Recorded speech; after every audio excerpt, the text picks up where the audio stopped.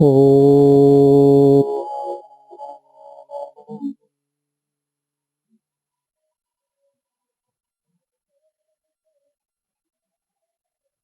वेद न केवल भारत देश का किंतु विश्व का प्राचीनतम ग्रंथ है। यह बात आज सभी स्वीकार करते हैं, किंतु साथ-साथ में यह भी सत्य है कि भारत देश की प्राचीन जो भी ज्ञान का धरोहर हमारे सामने उपस्थित है, उपलब्ध है आज हमें,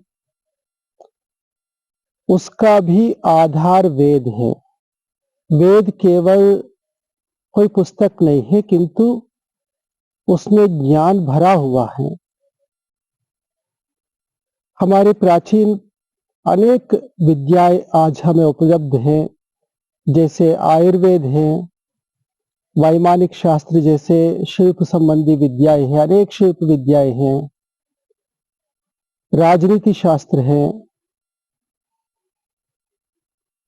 गांधर्व वेद यानी संगीत, नृत्य इत्यादि, दर्शन शास्त्र है, व्याकरण शास्त्र है, गणित एवं ज्योतिष है, यज्ञ आदि कर्मकांड है।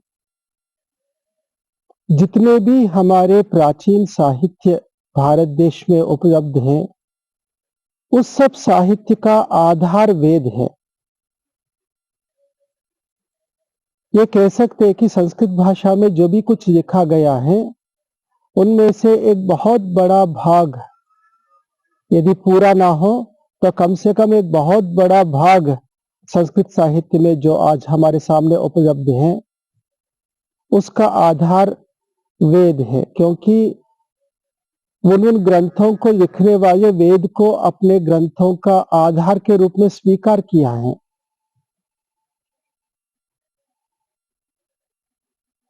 इसलिए वेद का महत्व सबसे ज्यादा है और इसी कारण से वेद के प्रति लोग बहुत आकर्षित भी हैं। वेद के बारे में जानना चाहते हैं, वेद के विषय में जो भी विभिन्न सोशल मीडिया में अथवा कुछ पुस्तक प्रकाशित है, उनका पढ़ना इत्यादि में रुचि रखने वालों की बहुत बड़ी संख्या है। किंतु वेद बहुत गंभीर है। सामान्य व्यक्ति और किताबों को पढ़कर जैसे हम समझते हैं, वैसे उसको नहीं समझ सकते। वेद को समझने के लिए विभिन्न शास्त्रों का अध्ययन करना आवश्यक है, क्योंकि वेद की जो भाषा है सामान्य भाषा नहीं है। वेद को समझने की प्रक्रिया उन ग्रंथों में बताया है। उन ग्रंथों के अध्ययन के बिना अपनी सामान्य संस्कृत भाषा के ज्ञान से वेद का यदि हम अध्ययन करेंगे, उसको देखेंगे, पढ़ेंगे, समझने की कोशिश करेंगे तो अनर्थ ही करेंगे। इसलिए हम वेद को सामान्य व्यक्ति के द्वारा जानने की कोशिश नहीं करना चाहिए हमें। इससे हम उसके विषय में अपने अंदर भ्रांतियां ही बढ़ाएंगे। आज दौर्भाग्यवश अनेक ऐसे व्यक्ति जिन्होंने शास्त्रों का विधिवत अध्ययन नहीं किया, उस दृष्टि से वेद को नहीं देखा, स्वयं की ऊहा से अथवा स्वयं की सामान्य ज्ञान से वेद को देखकर अनर्थ बहुत ज्यादा कर रहे हैं। इनमें से दो प्रकार के लोग हैं। एक तो वे हैं जो वेद की अवहेलना, वेद को अवहेलना की दृष्टि से देखते हैं। उनकी दृष्टि में वेद कोई ज्ञान के पुस्तक नहीं है, ज्ञान का भंडार नहीं है, किंतु बहुत सामान्य से गडेरियों की भाषा में लिखे हुए हैं, जिसमें बहुत सामान्य बातें हैं। उसी प्रकार वे वेद की व्याख्या करते हैं, दिखाते हैं कि वेद में ऐसा है। कुछ ऐसे भी लोग हैं जो कि वेद के प्रति बहुत निष्ठा रखते हैं,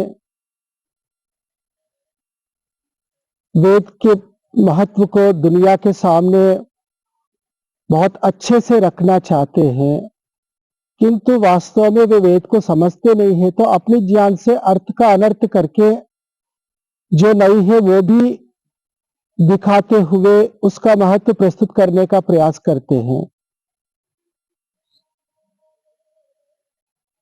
अंततः परोक्ष रूप से अथवा कुछ समय बाद उसका परिणाम गलत ही निकलेगा। ऐसे दोनों प्रकार के परिस्थितियों को आज हम देख सकते हैं।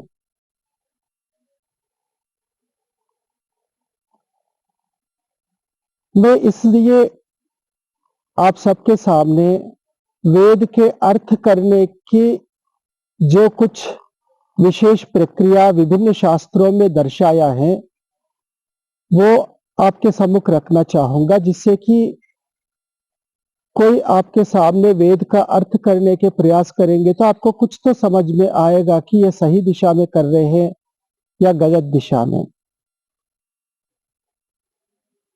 आज मैं निरुक्त शास्त्र के अनुसार कुछ प्रक्रिया आपके सामने रखने का प्रयास करूंगा।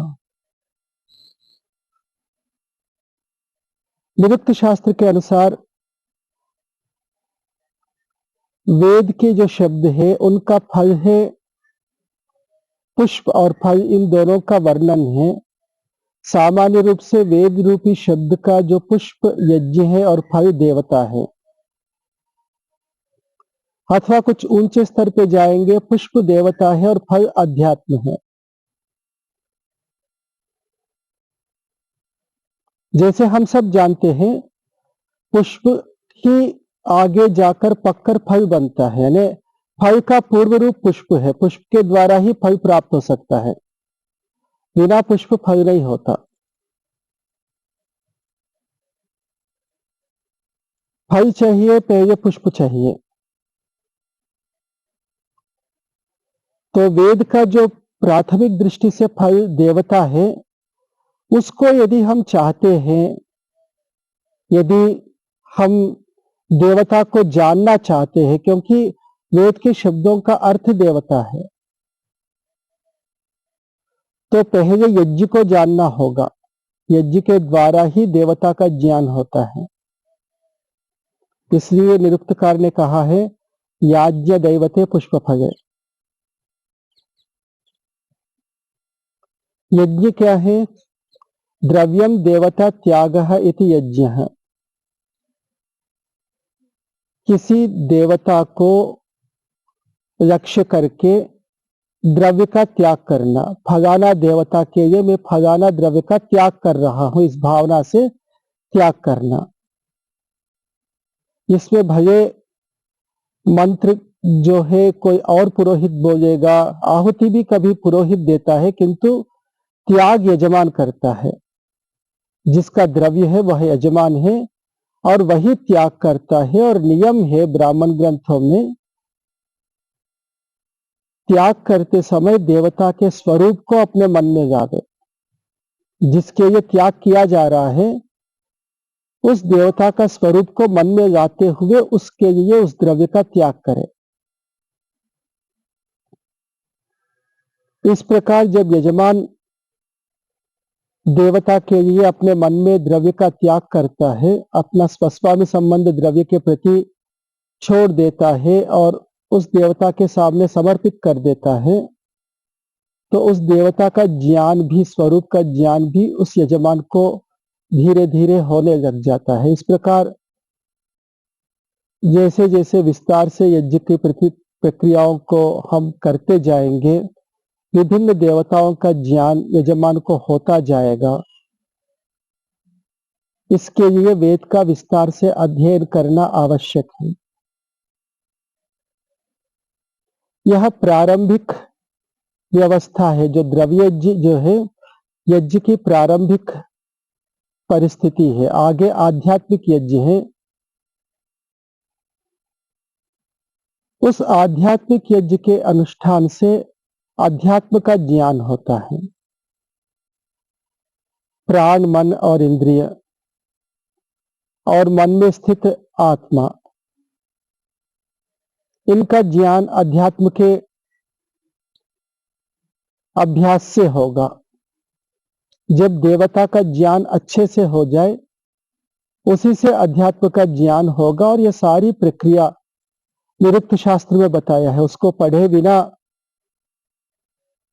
समझे बिना, वहां बताए विभिन्न प्रक्रियाओं को जाने बिना वेद के वास्तविक तात्पर्य को हम नहीं जान सकते।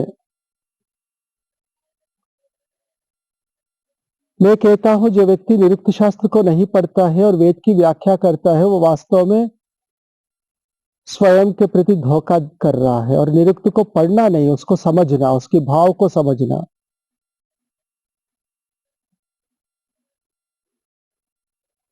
किस प्रकार शब्दों का अर्थ करना चाहिए, धातु प्रत्यय के अनुसार तथा अन्य लक्षणों के आधार पे कैसे अर्थ की ऊहा करना चाहिए, बहुत अच्छे से समझाया है निरुक्तकार ने।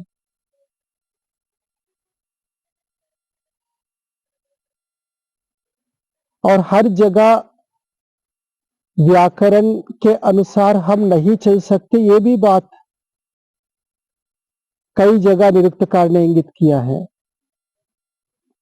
कुछ ऐसे स्थान हैं जहां व्याकरण के अनुसार हम नहीं चल सकते हैं, अर्थ के अनुसार व्याख्या करना होगा। वहां प्रकरण आदि के अनुसार अर्थ का ज्ञान होगा। उसके विपरीत हम यदि अर्थ करेंगे तो वह अनर्थ हो जाएगा।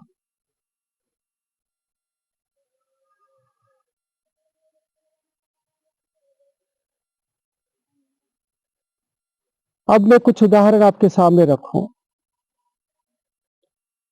सबसे पहले एक नियम निरुक्तकार का, जो दूसरे अध्याय के आरंभ में बताया है, वो रख रहा हूं। सामान्य रूप से तद्धित प्रत्यय होता है व्याकरण में। व्याकरण के अनुसार सारे शब्द जो है, कुछ उपसर्ग और निपात को छोड़कर, नाम और आख्यात जितने भी हैं, यानी सभी जितने द्रव्यवाची एवं क्रियावाची शब्द हैं, वे सारे प्रकृति और प्रत्यय मिलकर बनते हैं।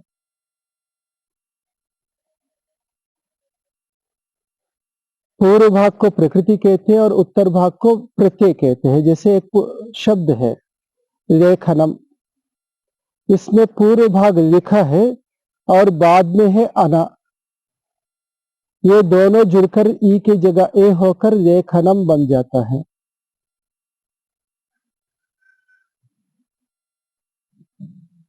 तो ये प्रकृति और प्रत्यय, इनमें भी अनेक भेद हैं। प्रत्ययों में एक प्रकार के प्रत्यय है जिसको तद्धित कहते हैं, जो कि कुछ अर्थ को कहने के लिए आते हैं, विशेष किसी अर्थ को, किसी शब्द का कोई संबंध को जोड़ने के लिए आते हैं। जैसे रघु का पुत्र राघव, रघु शब्द है, उसका पुत्र इस अर्थ में अन प्रत्यय होके उसका स्वरूप थोड़ा सा परिवर्तन होके राघव बनता है। दशरथ का पुत्र दाशरथी, दशरथ उसका पुत्र दाशरथी। गो शब्द है, गो से प्राप्त गोमय, गोबर को कहते हैं, जो गौ से प्राप्त हुआ है। ऐसे विभिन्न अर्थों में तद्धित प्रत्यय विधान किए गए हैं व्याकरण शास्त्र में। जब तद्धित प्रत्यय हमें शब्द में देखने को मिलता है, तो उसके अनुसार हम अर्थ की ऊहा कर लेते हैं। किंतु कई बार ऐसा होता है कि वो अर्थ तो है किंतु वो प्रत्यय आया नहीं है। महाभाष्यकार भी व्याकरण में एक जगह कहते हैं, विचित्रास्तद्धित वृत्तयः नातस्तद्धित उत्पद्यते। तद्धित वृत्ति की व्यवस्था बहुत विचित्र है। कई जगह प्रत्यय तो देखने को मिलता है किंतु उसका कोई अर्थ नहीं होता, स्वार्थ में, यानी प्रत्यय हो ना हो, दोनों स्थितियों में अर्थ एक ही होता है। कई बार प्रत्यय नहीं है फिर भी वो अर्थ देखने को मिलता है, यही निरुक्तकार भी कहते हैं। सब जगह तद्धित प्रत्यय की उपस्थिति की आवश्यकता नहीं, उसके बिना भी तद्धित अर्थ वहां देखने को मिलता है। इसी को निरुक्तकार कहते हैं अथापि ताद्धितेन कृत्स्नवन् निगमा भवन्ति। तद्धित अर्थ के साथ बिना तद्धित के सामान्य शब्द अपना स्वरूप को लेकर उस अर्थ को कहता है। इस प्रकार की मंत्र के शब्द हमें देखने को मिलते हैं। कई उदाहरण दिया। गोभिश्रीणीतमत्सरम ऋग्वेद का एक मंत्र है जिसमें ये प्रयोग है गोभिश्रीणीतमत्सरम। यदि सीधा अर्थ करेंगे दूध को गाय के साथ पकाओ। अब गाय को दूध के साथ पकाओ, ये जो भाषा है, क्षमा करें, सोम को गाय के साथ पकाओ, इसका अर्थ है सोम को गाय के साथ पकाओ। मत्सरम सोम को कहा है और उसको गोभिश्रीणीत गाय के साथ पकाओ। अब सोम को गाय के साथ पकाने का क्या मतलब निकलेगा? क्या वहां गाय को पकाने की बात है? इसे तो बहुत भयंकर हिंसा होगी। शब्द तो सीधा ऐसे ही कह रहे हैं। यदि हम सामान्य भाषा के अनुसार अर्थ करेंगे तो यही अनर्थ हो जाएगा, जबकि वहां भाव ऐसा नहीं है। निरुक्तकार कहते हैं अथापि ताद्धितेन कृत्स्नवन् निगमा भवन्ति। कृत्स्नवत् यानी संपूर्ण शब्द जैसा है वैसे ही रहेगा, किंतु वहां ताद्धितेन तद्धितार्थ के साथ वह शब्द उपस्थित होगा। गौ शब्द से गव्य यानी गाय से उत्पन्न, गाय से प्राप्त होने वाले दूध यहां लिया जा रहा है। दूध के साथ सोम को पकाओ, ये वहां भाव है, किंतु गव्ये ही श्रीणीतमत्सरम ऐसा नहीं है, ना ही दुग्धेन श्रीणीतमत्सरम ऐसा नहीं। गो भी सीधा गौ शब्द का वह ग्रहण है, किंतु भाव वहां तद्धितार्थ के साथ है, यानी गाय से प्राप्त दूध के साथ सोम को पकाओ।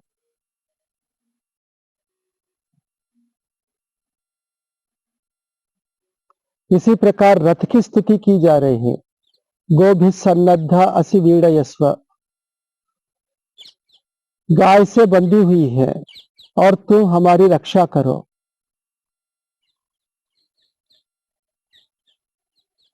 यहां जो घोड़े की जगह गाय की बात नहीं है, यहां गाय की चमड़ी की बात है। रथ के ऊपर आच्छादन के लिए गाय की चमड़ी का प्रयोग करने का विधान है। अनेक प्रकार के जंतुओं की चमड़ी का प्रयोग किया जाता है। हालांकि जो मृत जंतु है उनकी चमड़ी का यह सदुपयोग किया जाता है। इसी प्रकार गाय के स्नावा श्लेष्मा यानी गाय की जो नाड़ी है, ये धनुष की डोरे के रूप में भी प्रयोग किए जाते थे। मृत पशुओं के अवयवों का बहुत विस्तार से प्रयोग हम अपने प्राचीन शास्त्रों में देख सकते हैं, क्योंकि पशुपालन बहुत ज्यादा मात्रा में होता था। पहले सारे कार्य पशुओं से ही संपन्न किए जाते थे। पशुधन बहुत बड़ा धन के रूप में माना जाता था। वैदिक संस्कृति के अनुसार पशुधन बहुत ज्यादा प्रशंसनीय है, क्योंकि बहुत प्रशंसा है वेद में पशुधन का। जब पशुधन हमारे पास है और जब पशु जो है किसी ना किसी दिन तो मरते ही है हर प्राणी, जब पशु मरता है तो उसके शरीर के विभिन्न अवयवों का विभिन्न प्रकार के प्रयोग करने की व्यवस्था हमारे परंपरा में रही है।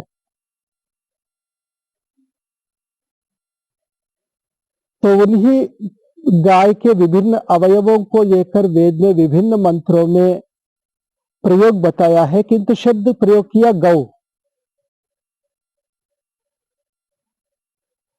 और उससे हम सीधा गाय अर्थ देंगे तो अनर्थ हो जाएगा।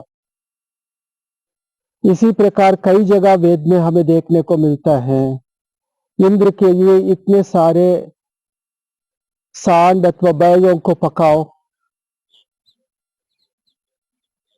ऐसे विभिन्न प्रकार के मंत्रों में प्रयोग हमें देखने को मिलता है, जो कि सीधा शब्द उसी प्रकार अर्थ करेंगे तो अनर्थ हो जाएगा। आचार्य सायन के भाष्य में भी 10वें मंडल में कई जगह हमें ऐसे देखने को मिलता है। वास्तव में आचार्य सायन के भाष्य को लेकर कुछ बातें हमें समझना आवश्यक है।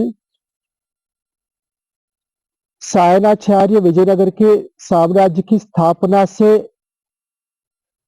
जुड़े हुए थे, उनके सिर पे बहुत प्रकार के दायित्व थे। स्वामी विद्यारण्य सरस्वती जी ने विजयनगर साम्राज्य की स्थापना कराई थी हरिहर राय और बुक्क राय के द्वारा, और अपने भाई सायन को राज्य के संचालन के अनेक प्रकार के दायित्व दे रखा था। वे उस राज्य के मंत्री भी थे, पुरोहित भी थे, और भी कई एक नया राज्य की स्थापना हुई है तो आरंभ में कितने प्रकार के कार्य होंगे आप समझ सकते हैं। इसके साथ साथ वेद की रक्षा का भी कार्य उन्होंने ले लिया। तो आप समझिए, एक व्यक्ति ये सब कर सकता है क्या? एक तरफ राज्य का संचालन करना, दूसरी तरफ वेद का भाष्य करना, इतने विस्तार से चारों वेद और फिर क्षत्रिय ब्राह्मण जैसे इतना विस्तृत ग्रंथ, क्या क्या किया। धातुवृत्ति जो बहुत कठिन माना जाता है, ऐसे ऐसे ग्रंथों की रचना राज्य के शासन के सारी व्यवस्थाएं संभालते हुए, ये संभव नहीं है। वास्तव में नाम सायन का था, उन्होंने अपने अनेक मित्र साथियों को जोड़कर यह कार्य किया, उस प्रकार की व्यवस्था बनाए, विभिन्न अपने मित्रों को कार्य बांटा कि आप ये कार्य करो, आप ये कार्य करो, और सब व्यवस्था वे देख रेख करते थे। एक रूपता रहे, इसलिए उनका नाम सब ग्रंथों में लिया, और वो भी स्वयं अपने ऊपर सारा श्रेय नहीं लिया। सारा श्रेय उन्होंने अपने भाई माधव, जो कि बाद में स्वामी विद्यारण्य सरस्वती बने थे, उनको दे दिया, क्योंकि मूल जो दृष्टि थी वो स्वामी विद्यारण्य सरस्वती जी की थी, जो माधवाचार्य पहले थे। तो कुछ विद्वान जो सायन के द्वारा नियुक्त थे वो बहुत अच्छे स्तर के थे, उन्होंने बहुत अच्छा भाष्य किया, किंतु कुछ का स्तर बहुत कम था तो उन्होंने बहुत अच्छे भाष्य नहीं किए। जिससे ऋग्वेद की सायन भाष्य हम देखेंगे, कई तो बहुत अच्छा दिखेगा, कई बहुत सामान्य सा लगेगा, कई बहुत गलत सजत दिखेगा। तो ऐसे कुछ स्थानों पर इस प्रकार अर्थ किया गया है वहां।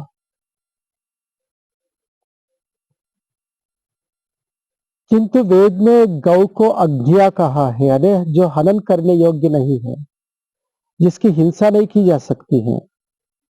इसलिए गौ को लेकर जहां भी इस प्रकार की बातें आई हैं, वो चाहे गौ हो या बैल हो, वहां उससे उत्पन्न द्रव्यों का ही ग्रहण किया जाता है। बैल से उत्पन्न अन्न और गौ से प्राप्त दूध, इन्हीं का ग्रहण किया जाता है जहां भी पकाने की बात आए तो इस प्रकार निरुक्त का जो ये नियम है, तादितेन कृष्णवन निगमा भवंती, जो लोक में बहुत ज्यादा देखने को नहीं मिलता है, वेद में बहुत विस्तार से इस प्रकार का प्रयोग देखने को मिलता है, तो इसको हमें समझना चाहिए। इसको समझे बिना यदि हम वेद का सीधा जैसा शब्द दिखे वैसे अर्थ करेंगे तो अनर्थ ही होगा। ऐसे अनेक नियम हैं जो क्रम से मैं आपके सामने रखने का प्रयास करूंगा। आज एक नियम आपके सामने मैंने रखा। ओम शम।